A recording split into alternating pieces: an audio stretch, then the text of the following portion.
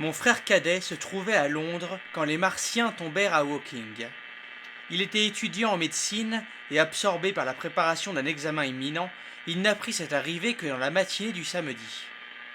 Ce jour-là, les journaux du matin contenaient en plus de longs articles spéciaux sur la planète Mars, sur la vie possible dans les planètes et autres sujets de ce genre. Un bref télégramme rédigé de façon très vague, mais, à cause de cela même, d'autant plus frappant. Les Martiens, contait le récit, alarmés par l'approche d'une foule de gens, en avaient tué un certain nombre avec une sorte de canon à tir rapide. Le télégramme se terminait par ces mots. Formidables comme ils semblent l'être, les Martiens n'ont pas encore bougé du trou dans lequel ils sont tombés, et ils semblent même, à vrai dire, incapables de le faire, ce qui serait dû probablement à la pesanteur relativement plus grande à la surface de la Terre. Et les chroniqueurs s'étendaient à loisir sur ces derniers mots rassurants. Naturellement, tous les étudiants qui assistaient au cours de biologie auquel mon frère se rendit ce jour-là étaient extrêmement intéressés, mais il n'y avait dans les rues aucun signe de surexcitation anormale. Les journaux du soir étalèrent des bribes de nouvelles sous d'énormes titres. Ils n'apprenaient rien d'autre que des mouvements de troupes aux environs de la lande et l'incendie du bois de sapin entre Woking et Weybridge. Mais vers 8 heures, le St. James Gazette, dans une édition spéciale, annonçait simplement l'interruption des communications télégraphiques en attribuant ce fait à la chute des sapins enflammés en travers des lignes. On n'apprit rien d'autre de la lutte ce soir-là, qui était le soir de ma fuite à Leatherhead et de mon retour. Mon frère n'éprouva aucune inquiétude à notre égard. Il savait, d'après la description des journaux, que le cylindre était à 2 bons miles de chez moi, mais il décida cependant qu'il viendrait en hâte coucher à la maison cette nuit-là, afin, comme il le dit, d'apercevoir au moins ces êtres avant qu'ils ne fussent tués. Vers 4 heures, il m'envoya un télégramme qui ne me parvint jamais et alla passer la soirée au concert. Il y eut aussi à Londres dans la soirée du samedi un violent orage et mon frère se rendit à la gare en voiture. Sur le quai d'où le train de minuit part habituellement, il apprit, après quelque attente, qu'un accident empêchait les trains d'arriver cette nuit-là jusqu'à Woking. On ne put lui indiquer la nature de l'accident. À dire vrai, les autorités compétentes ne savaient encore à ce moment rien de précis. Il y avait très peu d'animation dans la gare, car les chefs de service, ne pouvant imaginer qu'il se soit produit autre chose qu'un déraillement entre Byfleet et l'embranchement de Woking, dirigeaient sur Virginia Water ou Guilsford les trains qui passaient ordinairement par Woking.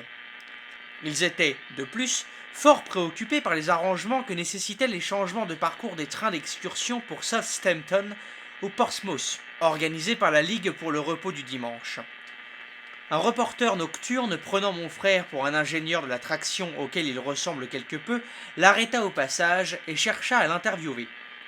Fort peu de gens, sauf quelques chefs, pensaient à rapprocher de l'irruption des Martiens l'accident supposé. J'ai lu dans un autre récit de ces événements que le dimanche matin, tout Londres fut électrisé par les nouvelles venues de Woking. En fait, il n'y eut rien qui pût justifier cette phrase très extravagante. Beaucoup d'habitants de Londres ne surent rien des Martiens jusqu'à la panique du lundi matin.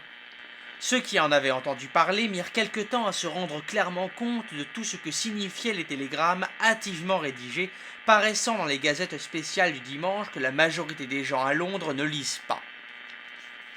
L'idée de sécurité personnelle est d'ailleurs si profondément ancrée dans l'esprit du londonien et les nouvelles à sensation sont de telles banalités dans les journaux qu'on put lire sans nullement frissonner des nouvelles ainsi conçues. Hier soir, vers 7 heures, les Martiens sont sortis du cylindre et s'étant mis en marche, protégés par une cuirasse de plaques métalliques, ont complètement saccagé la gare de Woking et les maisons adjacentes et ils ont entièrement massacré un bataillon du régiment de Cardigan. Les détails manquent. Les Maximes ont été absolument impuissants contre leurs armures. Les pièces de campagne ont été mises hors de combat par eux. Des détachements de hussards ont traversé Chertsey au galop. Les Martiens semblent s'avancer lentement vers Chertsey ou Windsor. Une grande anxiété règne dans tout l'ouest du Surrey et des travaux de terrassement sont rapidement entrepris pour faire obstacle à leur marche sur Londres. Ce fut ainsi que le Sunday Sun annonça la chose. Dans le Referee, un article en compara l'affaire à une ménagerie soudainement lâchée dans un village. Personne à Londres ne savait positivement de quelle nature étaient les martiens cuirassés, et une idée fixe persistait que ces monstres devaient être lents, se traînant, rampant péniblement, étaient les expressions qui se répétaient dans presque tous les premiers rapports. Aucun de ces télégrammes ne pouvait avoir été écrit par un témoin oculaire. Les journaux du dimanche imprimèrent des éditions diverses à mesure que de nouveaux détails leur parvenaient, quelques-uns même sans en avoir. Mais il n'y eut, en réalité, rien de sérieux d'annoncé jusqu'à ce que tard dans l'après-midi, les autorités eussent communiqué aux agences les nouvelles qu'elles avaient reçues. On disait seulement que les habitants de Walton, de Weybridge et de tout le district accouraient vers Londres en foule. Et c'était tout. Mon frère assista au service du matin dans la chapelle de Foundling Hospital, ignorant encore ce qui était arrivé le soir précédent. Il entendit là quelques allusions faites à l'envahissement, une prière spéciale pour la paix. En sortant, il acheta le Referee. Les nouvelles qu'il y trouva l'alarmèrent et il retourna à la gare de Waterloo pour savoir si les communications étaient rétablies.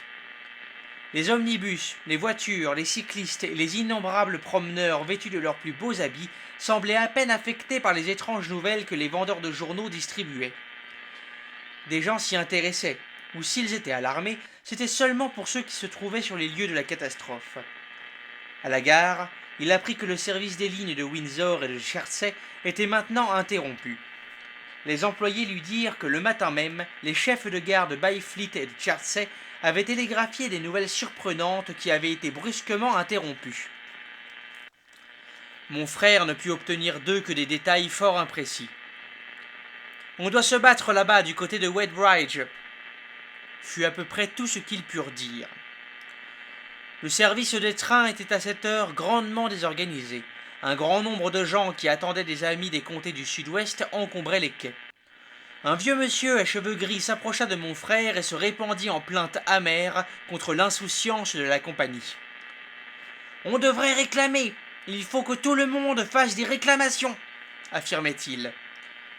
Un ou deux trains arrivèrent, venant de Richmond, de Putney et de Kingston, contenant des gens qui, partis pour canoter, avaient trouvé les écluses fermées et un souffle de panique dans l'air. Un voyageur vêtu d'un costume de flanelle bleu et blanc donna à mon frère d'étranges nouvelles. « Il y a des masses de gens qui traversent Kingston dans des voitures et des chariots de toute espèce, chargés de malles et de ballots contenant leurs affaires les plus précieuses. Ils viennent de Molesey, de Weybridge et Walton, et ils disent qu'on tire le canon à Chertsey, une terrible canonnade, et que les cavaliers sont venus les avertir de se sauver immédiatement parce que les Martiens arrivaient. À la gare de Hampton Court, nous avons entendu le canon, mais nous avons cru d'abord que c'était le tonnerre. Que diable cela peut-il bien vouloir dire? Les Martiens ne peuvent pas sortir de leur trou, n'est-ce pas? Mon frère ne pouvait le renseigner là-dessus. Peu après, il s'aperçut qu'un vague sentiment de péril avait gagné les voyageurs du réseau souterrain et que les excursionnistes dominicaux commençaient à revenir de tous les lounges du sud-ouest, Barnes, Wimbledon, Richmond Park, Kew, et ainsi de suite, à des heures inaccoutumées. Mais il n'avait à raconter que de vagues ouï-dire. Tout le personnel de la gare terminus semblait de fort mauvaise humeur. Vers 5 heures, la foule qui augmentait incessamment aux alentours de la gare fut extraordinairement surexcitée quand elle vit ouvrir la ligne de communication presque invariablement close qui relie entre eux les réseaux du sud-est et du sud-ouest et passer des trucks portant d'immenses canons et des wagons bourrés de soldats. C'était l'artillerie qu'on envoyait de Woolwich et de Chatham pour protéger Kingston. On échangeait des plaisanteries. « Vous allez être mangés !»« Nous allons dompter les bêtes féroces !» et ainsi de suite. Peu après, une escouade d'agents de police arriva, qui se mit en devoir de dégager les quais de la gare, et mon frère se retrouva dans la rue. Les cloches des églises sonnaient les vêpres, et une bande de salutistes descendit Waterloo Road en chantant. Sur le pont, des groupes de flâneurs regardaient une curieuse écume brunâtre qui par paquets nombreux descendait le courant. Le soleil se couchait, la tour de l'horloge et le palais du Parlement se dressaient contre le ciel le plus paisible qu'on pût imaginer, un ciel d'or coupé de longues bandes de nuages pourpres et rougeâtres. Des gens parlaient d'un cadavre qu'on aurait vu flotter. Un homme qui prétendait être un soldat de la réserve dit à mon frère qu'il avait vu les taches lumineuses de l'héliographe trembloter vers l'ouest. Dans Wellington Street, mon frère rencontra un couple de vigoureux gaillards qui venaient juste de quitter Fleet Street, avec des journaux encore humides et des placards où s'étalaient des titres sensationnels. Terrible catastrophe criaient-ils l'un après l'autre, en descendant la rue. Une bataille à Weybridge, détail complet, les Martiens repoussés, Londres en danger. Il dut donner 6 sous pour en avoir un numéro. Ce fut à ce moment, et alors seulement, qu'il se fit une idée de l'énorme puissance de ces monstres et de l'épouvante qu'ils causaient. Il apprit qu'ils n'étaient pas seulement une poignée de petites créatures indolentes, mais qu'ils étaient aussi des intelligences gouvernant de vastes corps mécaniques, qu'ils pouvaient se mouvoir avec rapidité et frapper avec une force telle que même les plus puissants canons ne pouvaient leur résister. On les décrivait comme de vastes machines semblables à des araignées énormes, ayant près de 100 pieds de haut, pouvant atteindre la vitesse d'un train express et capables de lancer un rayon de chaleur intense.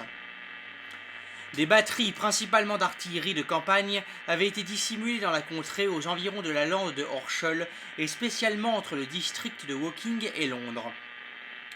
5 de leurs machines s'étaient avancées jusqu'à la Tamise et l'une d'elles, par un caprice du hasard, avait été détruite. Pour les autres, les obus n'avaient pas porté et les batteries avaient été immédiatement annihilées par les rayons ardents. On mentionnait de grosses pertes de soldats, mais le ton de la dépêche était optimiste. Les Martiens avaient été repoussés et ils n'étaient pas invulnérables. Ils s'étaient retirés de nouveau vers leur triangle de cylindres aux environs de Woking. Des éclaireurs munis d'héliographes s'avançaient vers eux, les cernant dans tous les sens. On amenait des canons en grande vitesse de Windsor, de Portsmouth, d'Aldershot, de Woolwich et du Nord même, entre autres de Woolwich, des canons de 95 tonnes à longue portée.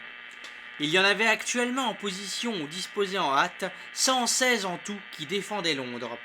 Jamais encore en Angleterre il n'y avait eu une aussi importante et soudaine concentration de matériel militaire. Tout nouveau cylindre, espérait-on, pourrait aussitôt tomber, être détruit par de violents explosifs qu'on manufacturait et qu'on distribuait rapidement. Nul doute, continuait le compte-rendu, que la situation ne fût des plus insolites et des plus graves, mais le public était exhorté à s'abstenir de toute panique et à se rassurer. Certes, les Martiens étaient déconcertants et terribles à l'extrême, mais ils ne pouvaient être guère plus d'une vingtaine contre des millions d'humains. Les autorités avaient raison de supposer, d'après la dimension des cylindres, qu'il ne pouvait y en avoir plus de 5 dans chacun, soit 15 en tout, et l'on s'était déjà débarrassé de l'un d'eux au moins, peut-être plus. Le public devait être à temps prévenu de l'approche du danger, et des mesures sérieuses seraient prises pour la protection des habitants des banlieues sud-ouest menacées. De cette manière, avec l'assurance réitérée de la sécurité de Londres et la promesse que les autorités sauraient tenir tête au péril, cette quasi-proclamation se terminait. Tout cela était imprimé en caractères énormes, si fraîchement que le papier était encore humide et on n'avait pas pris le temps d'ajouter le moindre commentaire. Il était curieux, dit mon frère, de voir comment on avait bouleversé toute la composition du journal pour faire place à cette nouvelle. Tout au long de Wellington Street, on pouvait voir les gens lisant les feuilles roses déployées et le Strand fut soudain empli de la confusion des voix d'une armée de crieurs qui suivirent les deux premiers. Des gens descendaient principalement des omnibus pour s'emparer d'un numéro.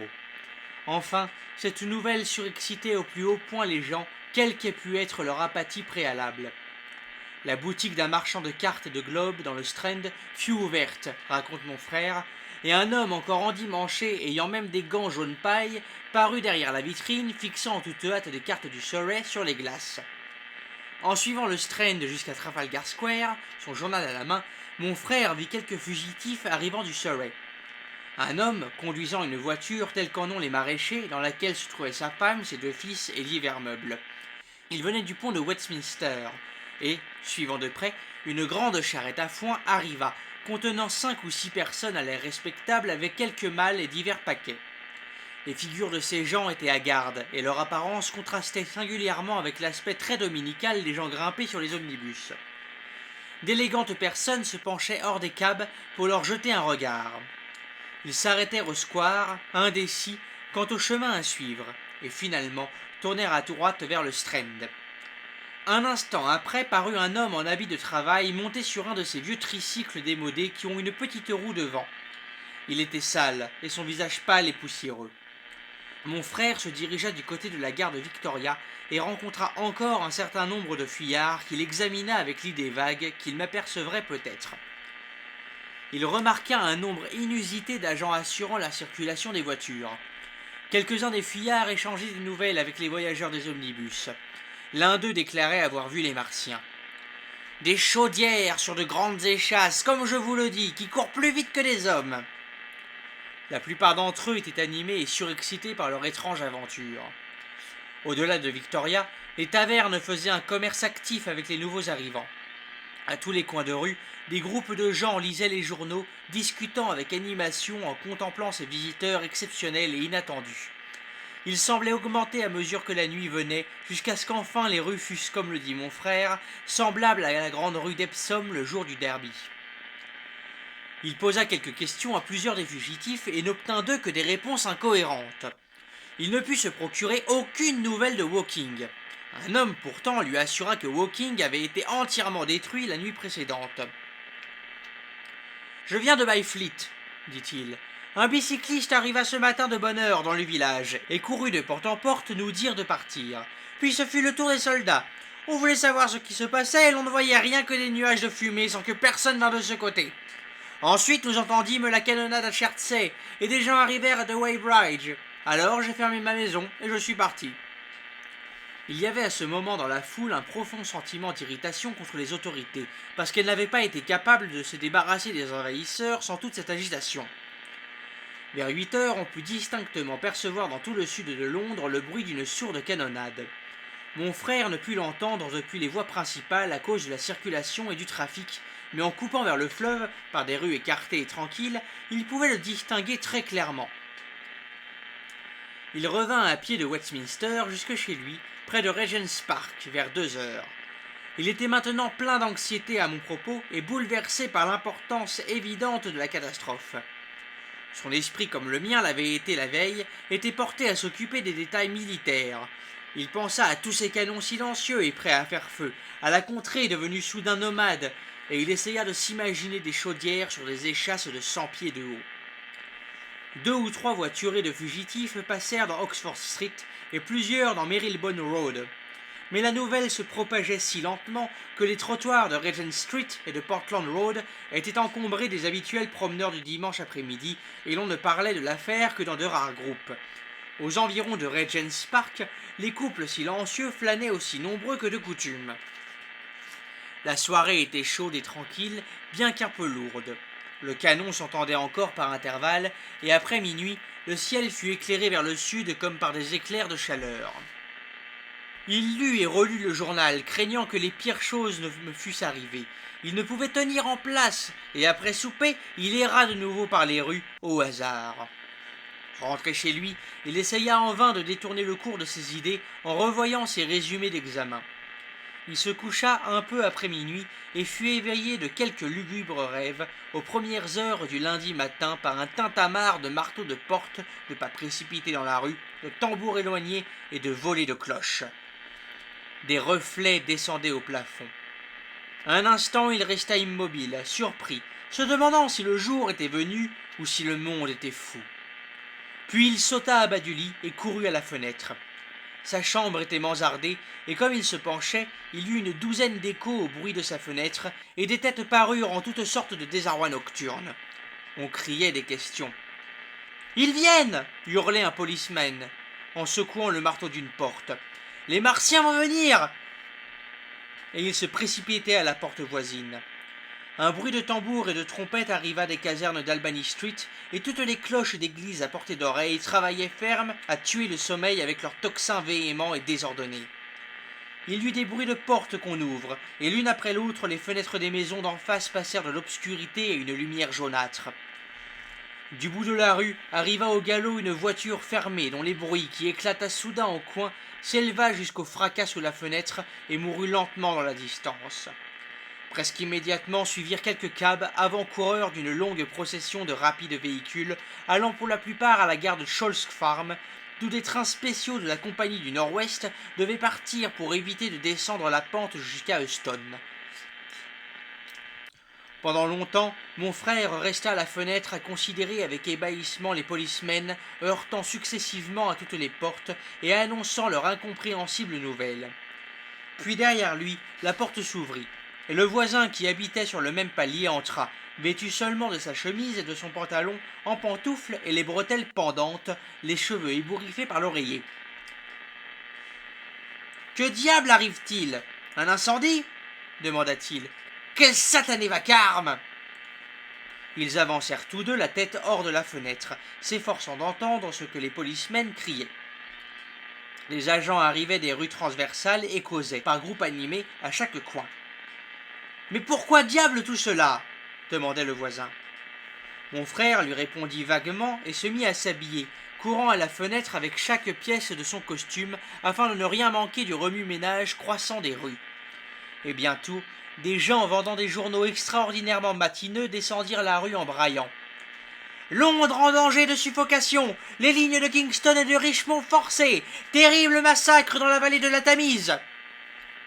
Tout autour de lui, aux étages inférieurs des maisons voisines, derrière, sur les terrasses du parc, dans les 100 autres rues de cette partie de Marylebone, dans le district de West Vauxhall Park et dans Saint Pancras, à l'ouest et au nord, dans Kilsburn, St. John's Wood et Homestead, à l'est, dans Shoreditch, Highbury, Haggerstone et Hoxton, en un mot, dans toute l'étendue de Londres, depuis Ealing jusqu'à Esterham.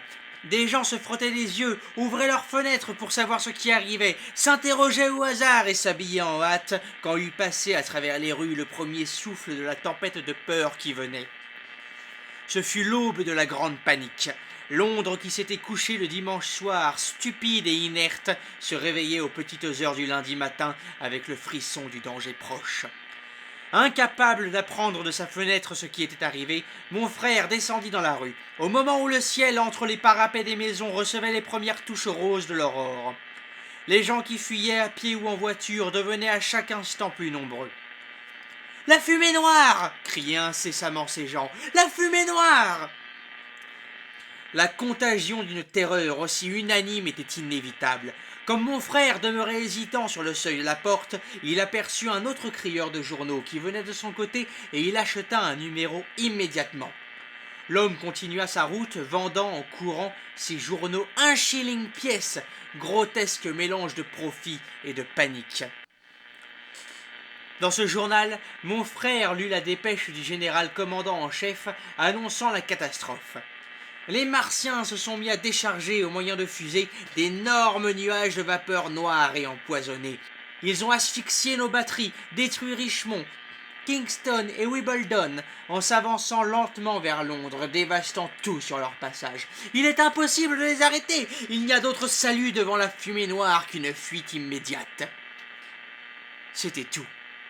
Mais c'était assez. La population entière d'une grande cité de 6 millions d'habitants se mettait en mouvement, s'échappait, s'enfuyait. Bientôt, elle s'écoulerait en masse vers le nord. « La fumée noire !» criaient d'innombrables voix. « Le feu !» Les cloches des églises voisines faisaient un discordant vacarme. Un chariot mal conduit alla verser au milieu des cris et des jurons contre l'auge de pierre au bout de la rue. Des lumières d'un jaune livide allaient et venaient dans les maisons, et quelques cabs passaient avec leurs lanternes non éteintes. Au-dessus de tout cela, l'aube devenait plus brillante, claire, tranquille et calme. Il entendit des pas courants de ci de là dans les chambres, en haut et en bas, derrière lui. La propriétaire vint à la porte négligemment enveloppée d'une robe de chambre et d'un châle. Son mari suivait en grommelant.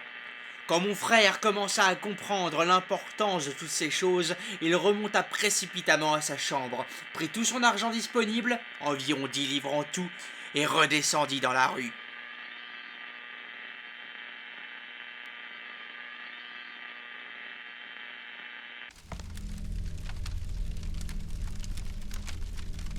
Eh ben, le compteur a eu du mal sur la fin quand même.